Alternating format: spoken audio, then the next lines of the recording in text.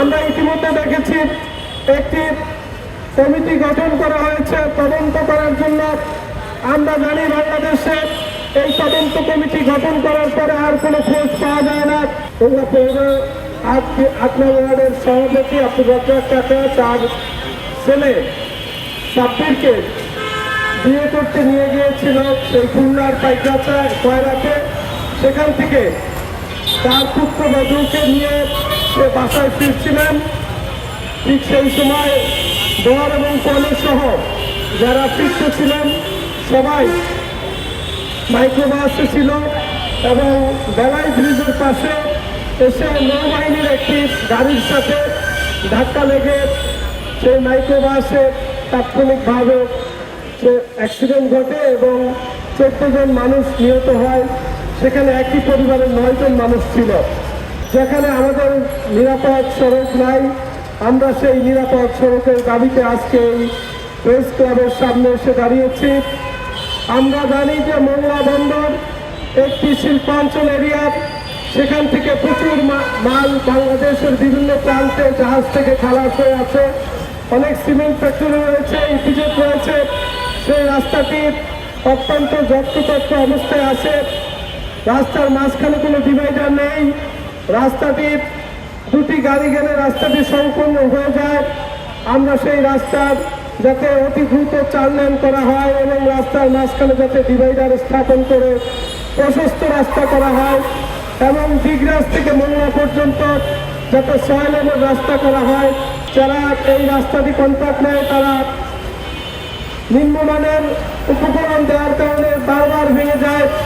এখানে কন্ট্রাক্টরদের গাফিলতি আছে এবং সেই রাস্তা যাতে অতি দ্রুত সরকারের কাছে আমাদের অনুরোধ অতি দ্রুত অনুমোদন হয় এবং সেটি যাতে 4 লেনে পরিণত হয়। পাশাপাশি যে পরিবারটি ভুক্তভোগী সেই পরিবারকে ক্ষতিপূরণ প্রদান করতে হবে এবং দোষীদের বিরুদ্ধে ব্যবস্থা নিতে হবে।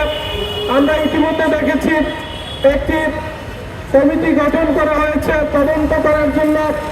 আমরা জানি বাংলাদেশে এই তদন্ত কমিটি গঠন করার পরে আর কোনো খোঁজ পাওয়া যায় না। আমরা এটি যাতে না দেখতে পাই, আমরা যাতে দেখতে পাই একটি সুষ্ঠু তদন্তের মাধ্যমে প্রকৃত দোষীদের বিরুদ্ধে ব্যবস্থা গ্রহণ করা হয় এবং নৌবাহিনীর যে গাড়িটি ছিল সেই নৌবাহিনীর গাড়ির যদি চালক এবং গাড়ির যে মালিকানা তাদের কাছ থেকে যাতে পরিপূর্ণ ক্ষতিপূরণ এই পরিবারের প্রতি পৌঁছে দেওয়া হয়।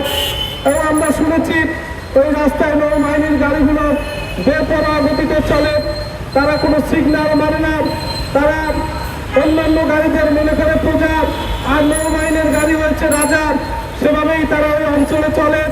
আমরা সেই নৌবাহিনীর গাড়িতে যাদের কর্তৃপক্ষকে বলবো আপনারা এই সাধারণ মানুষের উপরে আর এ ধরনের গাড়ি চালাবেন না। এই রাস্তায় আমরা দেখছি যে চলার সময় যে নৌবাহিনী গাড়িগুলা অত্যন্ত বেফরোভাবে চলাফেরা করে। এই বেফরোভাবে চলাফেরা করার কারণে এর পাশ দিয়ে কোনো গাড়ি গেলে মনে হয় যে টেনে নিয়ে যাচ্ছে গাড়িতে, এরকম মনে হয় আমাদের কাছে। তো এই বেফরোয়া গাড়ি যেন এভাবে না চলতে পারে এবং এই গাড়ি সহ অন্য যে ট্রাক মাইক্রোবাস বাস যেন খুব বেফরোয়া গতিতে না চলতে পারে, একটা নির্দিষ্ট গতিবিধি আনতে হবে এইগুলোকে এবং দ্রুত 4 থেকে 6 লেনের রাস্তাকে উন্নয়ন করতে হবে। আমরা দেখেছি এর আগেও কিছুদিন আগে এই ভোটের আগে ভোট দেওয়ার জন্য ঢাকা থেকে আমাদের মোংলা রামপালের কয়েকজন গেছেন, বাড়ি গিয়েছেন।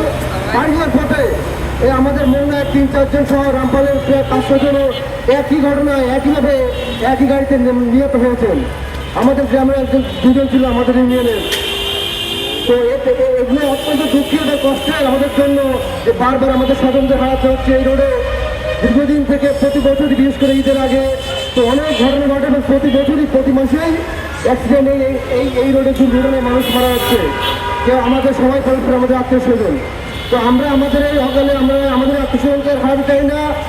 আমরা সকালে কোনো প্রাঞ্চল না ধরে এই জন্য আমাদের স্থানীয় জনপ্রতিনিধি এবং আমাদের প্রশাসনের কাছে আমরা দৃঢ়ভাবে আহ্বান জানাই যেন অতি দ্রুতই এই রোড 4 থেকে 6 লেনে উন্নয়ন করা হয়।